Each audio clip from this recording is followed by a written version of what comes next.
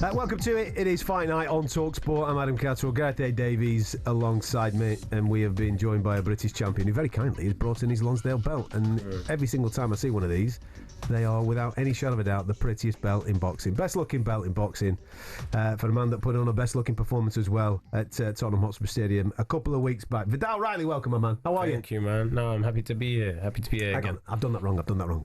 Viddal Riley, British champion. Okay. There you go. How does that sound? That sounds good. That sounds good, doesn't it? Sounds correct. Sounds correct. Yeah.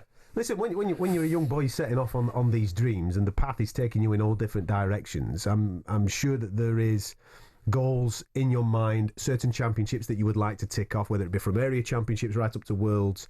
This was absolutely part of that plan when you were a young whippersnapper. So what's it like now that you've actually got your hands on one? No, that feeling was a special feeling. I think you can predict how you feel when you win a belt or when you achieve something. But then actually being in the moment when you achieve it, especially if it's something that you've been working towards your whole life, you're never going to know how you truly feel. So that moment in Tottenham Hotspur Stadium, which added to the occasion, of course, against an Arsenal fan, of course, and then to achieve a childhood dream, it's just like, yeah, man. But I feel like it's the start of what's to come. Yeah. You know what I mean? I think me and Gareth have spoken about this in the past, that there was many other paths available to you along this way.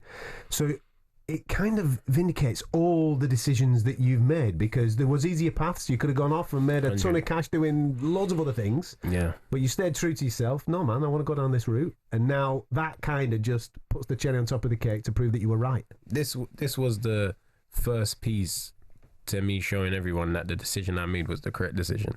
You know, I could have copped out easily, as we know. But that's just not what I'm about. You know, I just know what I want to achieve, and getting this British title just shows everyone, look, you can call me what you want. You can call me social guy, influencer, KSI trainer, whatever you want, but I'm still British champion.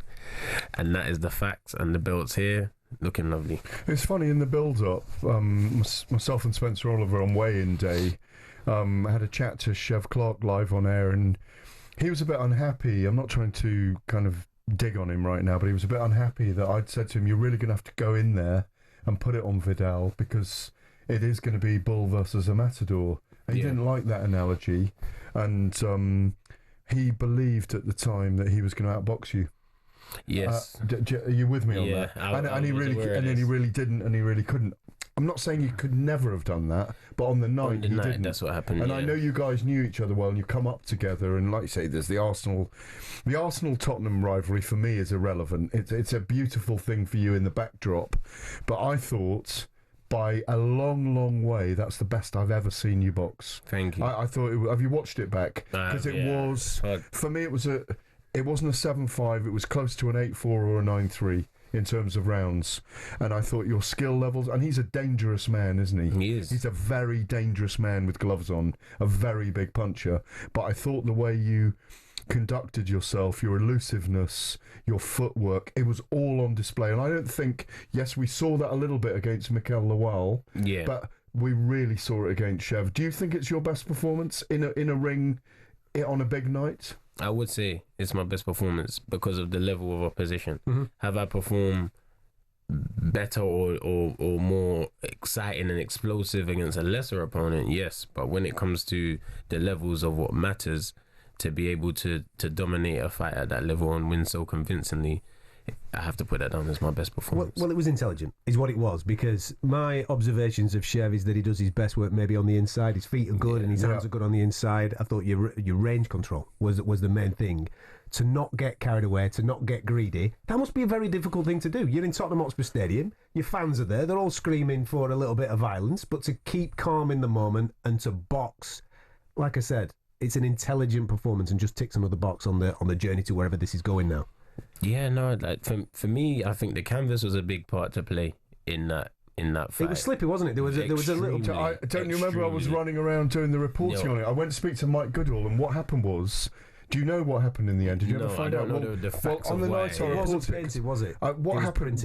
It was printed because they'd wanted the Fatal Fury City of the Wolves on it, and there wasn't time. When you paint a canvas, there's more friction. Right. But when you spray a canvas, it's slippier. Slippery. So it's like laminate.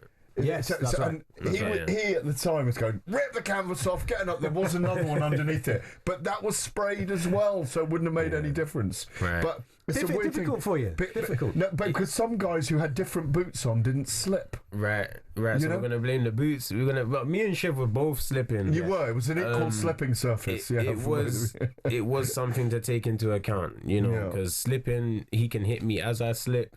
It's a knockdown. Do you know what I mean? I go to hit him and I slip, then I'll go and it's just something that you're not thinking about as the fighter, that the canvas is going to be slippery on the biggest fight of your life. But when it happens, you find a way. You've got to deal with it. You find a way. With what comes with that is a world ranking now. Obviously, you're just in at 15 with the WBC and the IBF, if I'm not mistaken. Yeah, you're just in there now. So therefore, there's obviously going to be questions about what comes next. Yeah, I am sure that you have seen a performance last week from Aloys Junior. Yes, I did.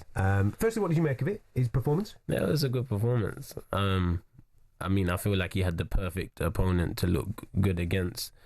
Jameson is a very credible opponent, but someone who's past when he was most dangerous. You know what I mean? It was the perfect time to face a David Jameson, get a good name on your record and keep the risk low. And that's what Aloys achieved. So he done what he was supposed to. But then, obviously, as we know, as the fight ended, the first name he wanted to mention was mine. Where am I? I'm here. Well, I'm here. Okay, well, let's listen. This is what Aloys said. I think this is in the immediate aftermath of last weekend's victory over David Jameson. You want to be active, you want to be out there again. Is there anyone you got your eye on at the moment? I want all the smoke. Whoever wants it can get it. If Viddal wants me, I'm here, baby. Anyone in particular? Come on. I said if Viddal wants me, I'm here, baby. If Viddal Riley wants me, I am here. Yeah? A fight you win comfortably? Easy, lights him out. He will try to run away from me, but I'll cut that ring off. He ain't going nowhere. I'll make sure of it. Well, that's Aloys Junior. Obviously, off the back of last weekend, I think he's 9 or 10 with the WBA. But more importantly, from my point of view, he holds a Commonwealth Championship there, which is nice, right? Does that appeal to you? Obviously, to have a British and Commonwealth unification fight. That's the thing is, despite him having the Commonwealth title, he's my mandatory. Right? If he's my mandatory, then I have an obligation to fight him. The responsibility of being a champion is to eliminate challengers. If he's the mandatory challenger and he goes on TV and says that's what he wants to do, he's earned the right to fight me. I'm more than willing to fight him. And if it can happen next, let's make it happen next. Is it better for you to get him now than in a year and a half's time? How dangerous is he? It doesn't matter. It doesn't matter if it's now or 18 months' time. If I fight Aloys Junior, I defeat Aloys Junior. How do you defeat him? Well, I mean, how do you defeat him? There's this whole thing going around now. There's like a whole challenge of who can cut the ring off. Everyone started this test amongst themselves. You've seen it where everyone's like, oh, I'll cut him down. He can't run from me. And it's just like, okay, let's see who can do it. Mikel Lawal was supposed to do it. He didn't do it. I had 3 broken ribs. He still couldn't do it. Chev, I respect Chev as a fighter, as a person. Would Chev beat him as well? I believe so. Right, okay. But this is not about that. This is about me and Aloys. Okay, I'm only teasing the questions out there because it's all interesting. I came here for one reason. To talk about yourself. To talk about Aloys going on the TV and trying to get credit for his achievements. At the end of the day, the Commonwealth title is a big achievement. Yeah. But less people will know about it if he don't talk about me. Him talking about me allows people to understand who he is. And you know what? He's the mandatory challenger. People should know who he is. So as I have acquired this belt and have a mandatory challenger, if he wants to fight me for the belt, come and fight me for the belt. Where would that be posited, that fight then? Where would that be placed? Would that need to be its own main event? Is that an arena fight? You're asking me to step out of my... Well, no, but what would you like? I'm asking you what you would like. I think it's a perfect Riyadh season show. I think it's a perfect fight to be on alleged rematch between Eubank and Ben. You know, I think that would be a nice card to have a British and Commonwealth. So late September, chief support. That would be perfect. Yeah, that sounds good. And I think that Aloys is the right opponent. You know, he's looking explosive and dangerous, and he's promising the world that he can do something that no one's ever done. So come show me. Have there been any chats in the week in the back rooms or on the phone since he said that or not between promoters? Who's promoting you at the moment? I'm with Boxer. You're with Boxer. Yeah. So that's doable between Ben and George. Yeah, I feel like this fight makes sense. You know, we've had other fighters making noise to try and get themselves back in the picture, but they simply bring nothing to the table.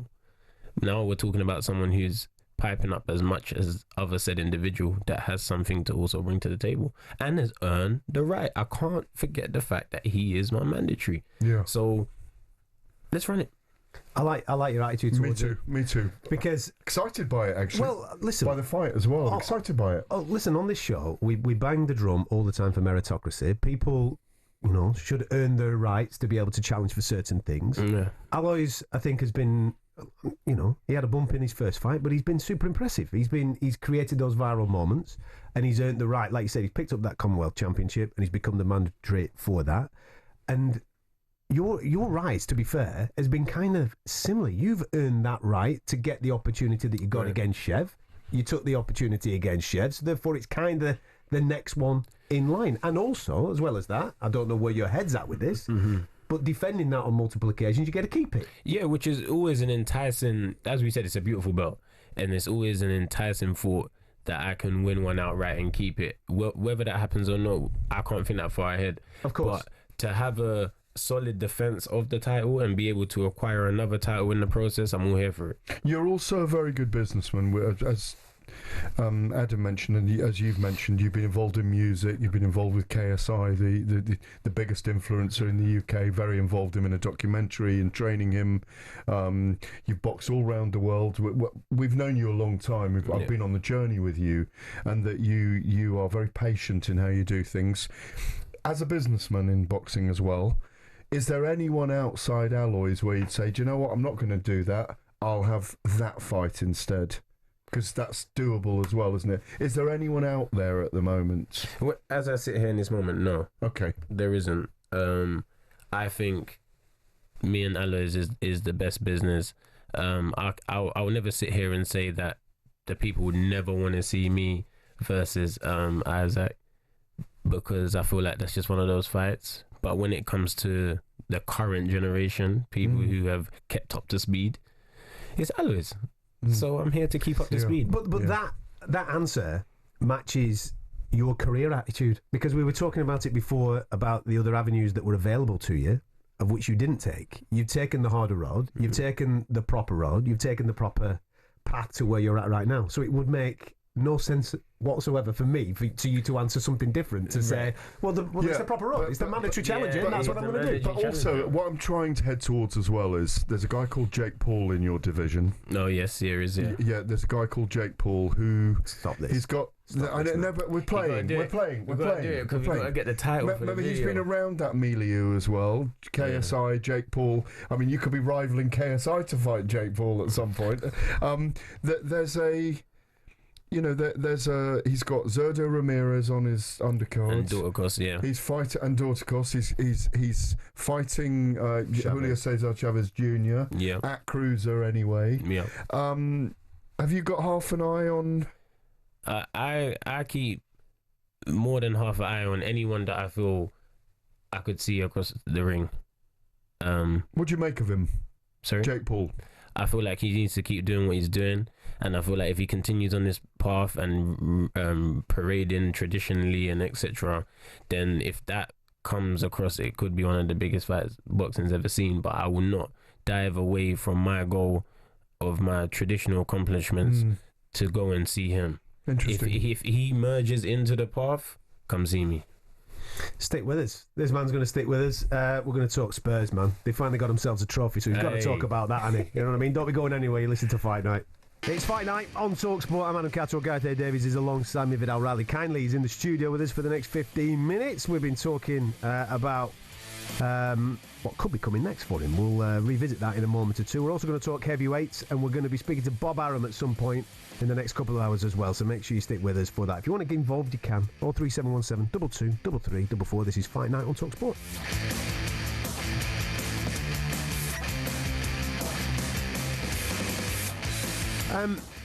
We were just obviously speaking about picking up the Lonsdale belt.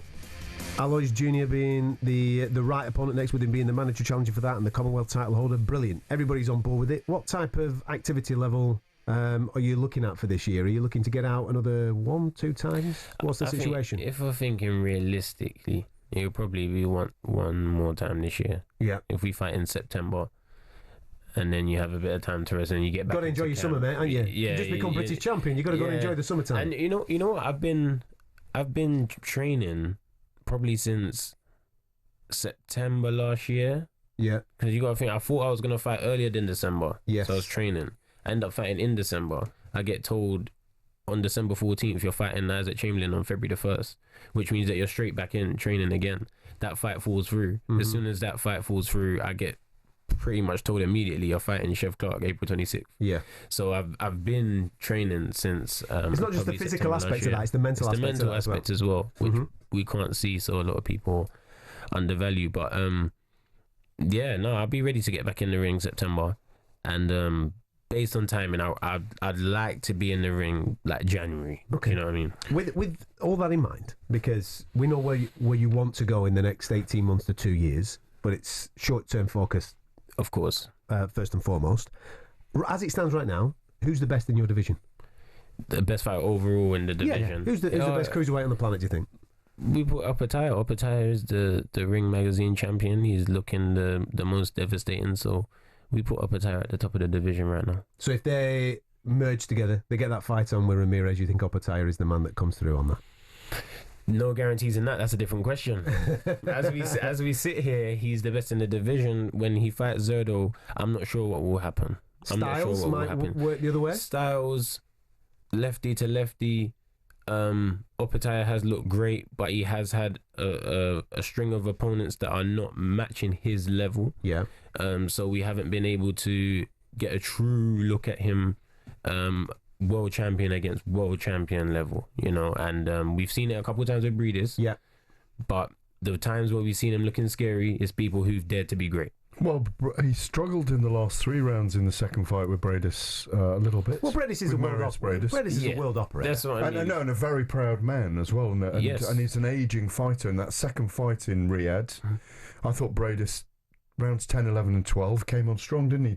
He started to challenge Jai. No, he did. But Jai had done enough. He'd done enough to win it. But yeah, I understand what you're saying. What I'm doing is I'm just colluding with Viddal's point that there are still things to learn about Jai Patai, and we're learning them all the time. He's not, we have a tendency to hype up. It's what we do. We hype and promote fighters. We get excited by people, and he's very hyped as well. I mean, he's been brilliant so far. No, he has. He's very hyped, but he's still learning. Yeah, he's still on the job.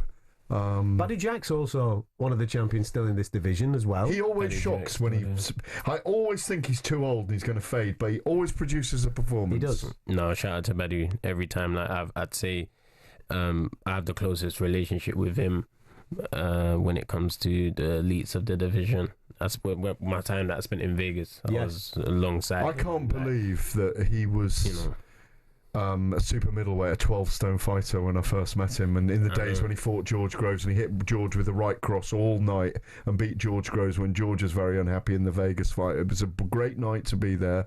George very upset, didn't want to speak to us, but see Badu grow and see his longevity. And to still be a champion, it's quite unbelievable, really. Listen, and he's a great mentor, isn't he? He is, man. He's a genuinely nice person. Yeah. Someone who's going to a brother. Advise you, help you. He is that guy. Like, he genuinely is that guy. I would hope that fight never has to be made. Well, so you would, yeah? You take the WBC off him, would you?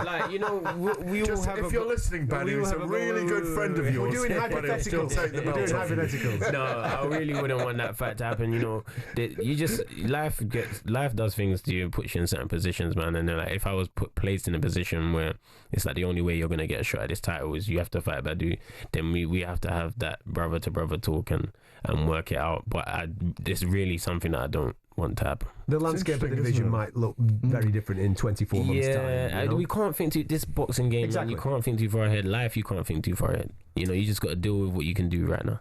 Absolutely. Listen, in the meantime of us talking about your boxing career and obviously doing extremely well and picking up trinkets along the way, Your football team has decided to pick up some trinkets along the way as well, man. Yes. What's been going on? Did you inspire them? Is that what it was? You know what? I think that win in the stadium that day. That's it. You turned over Arsenal. Extra boost. So they did the business as well for you. Right, I'm not a big football fan. I used to be an Arsenal correspondent years ago, so I'm a very lapsed Arsenal fan. You better keep your... No, we're in touching distance in here, unfortunately, and you've got a longer reach than me. Now, I hope I'm getting this right, because this is the big question I hear on talkSPORT the whole time. Spurs have won a trophy this season, but kind of through the back door a little bit. Right? No. It's through the door. It's through the door. That was the door. They won a European trophy. Door. Don't try. But 17th in the league, is that right? Well, yeah. Yes. Right. So correct, does Ange stay or does Ange go? If there's a suitable... That's the question, isn't it? No, if there's someone that we believe can do exponentially better, then let's look into it. But 17th in the league. Come on, Viddal. You wasn't on the high road last week. I was on the high road. I heard about it. I stayed away because all the roads were shut. Do you understand the joy that was brought? Of course, to the community. Of course. So should he stay for that then? I think we should give him until January. I think we should give him a little run. Let him as long as the transfer market is active. Don't keep the same squad. People out, people in. Revamp. Yeah, come on. Like, we haven't won a trophy in 17 years and he brought that to us. So if you're not going to give him a chance, then come on, man. Listen, at the start of the season, people would have said to you, Spurs fans, you're going to win a European trophy and you're going to qualify for the Champions League. You take that, don't you? You would take it. You wouldn't take it. It doesn't matter where you finish in the league. Yeah, it's done. That's what I mean. Teams are working, striving so hard all season to make top 4, to be in the same tournament that we're in, and we finished 17th. How many games did you lose then? I don't know. How many did you lose? It's about 22. 21. Is that a record? Is that a record? 22. I remember. I've heard I've been listening to the shows on talkSPORT. Why are you winding the boy up? I'm not. No, I'm not. These are facts. You used to be an Arsenal correspondent, and you're becoming an Arsenal correspondent tonight. I was an Arsenal correspondent when Arsene Wenger was the manager. It was years ago. That's going to make him even more angry. It was a long time ago when they did the double. When they had seasons with trophies. Can I ask you seriously? Yeah. How talented were you at football?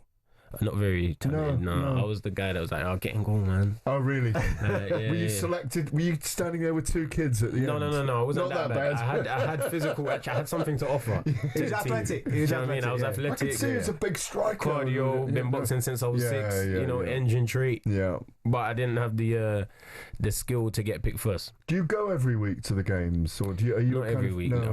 I couldn't do it every week, but I try and go when I can. He goes to the European ones because they're the ones that they win. Go to their ones. They're the ones that put smiles on people's faces. Listen, it's been a great period, obviously, for Spurs. Come on. But back to you. September time is what you've got in your head. Yeah. To get yourself back out there, and fingers crossed that can be the Aloys Junior. I mean, I was literally thinking, guys, let's sit down with the team. Let's work out what we should do next. We got good options. Have the board ordered it yet, or is it just that he's in number 1? It's not been. We haven't got the new circular yet, so we don't know. But I was literally thinking, okay, what do we do in the position that we're in? And then he goes and knocks out Jameson and wears his Burger King crown, and then he starts talking about, I'm coming for all the belts, I'm coming for everything, and I'm like, you're actually mandatory as well, so confident. And there's a Commonwealth title belt there as well, which you could add to the collection. You've got the English, British, Commonwealth. I mean, I'm doing it traditionally. European then? I said I'll do it traditionally. Yeah, you have. You've always said that. And I've done it traditionally. I haven't skipped anything. I said I'm going to be the best in the country. Then I said I'm going to be the best, on the land, on the island. And then now we're going to proceed to the Commonwealth and then see what happens. I always say this about you. I've said it to you before when you've come in. You started your career in Tijuana, Mexico. That was 7 years ago. Then you fight in... Man, you're a young man there. 20 years of age? Yeah, Tijuana. Okay, then you go to Paradise, MGM Grand Arena, Paradise, Nevada for your second fight. Then you go to 5 Palm Jumeirah, which we love a bit of Dubai. Shout out Dubai. After that, and then you're back in Nevada. And finally, in your 5th fight against Wilberforce Shehepo, you're finally fighting in the UK. What an unusual... career. Well, that was all the Mayweather connection, wasn't it? Was it? Yes. Mayweather. The start of it was the whole Mayweather connection, and then once that was done, came back to the UK, started working with Boxer, Sky Sports, and then we're here. Can you just remind the listeners how that Mayweather thing came about?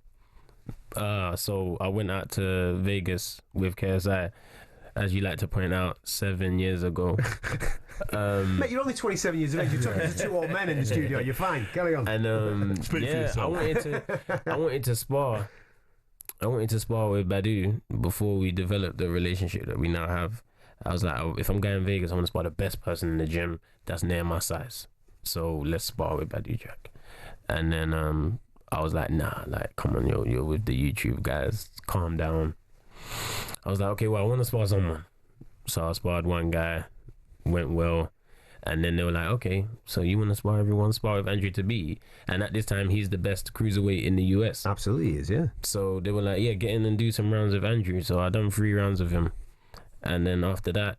Was it typical Mayweather Day when everybody's banging on the ring? Or was it a little bit more relaxed? It wasn't Doghouse. It felt like Doghouse in my head. Okay. But it wasn't actually that vibe on that day.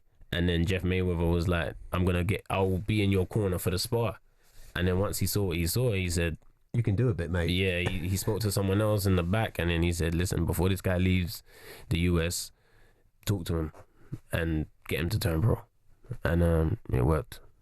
How much, not just from the being in that gym, working with those guys and the elite level sparring that is available there, that you learn, how much did you learn from like the business side of like watching the way that Floyd operates and what have you? Because you're a savvy guy. Like watching the way that you do things, it seems like you've picked up stuff from how we operated. He doesn't go in there before midnight, does he? No. Listen, he would train at any time. Yeah. Anytime. But no, I think just being around it, I didn't have much interaction with him personally, but just being around the business and seeing how certain things work and how the shows are put together, it is very different to the UK.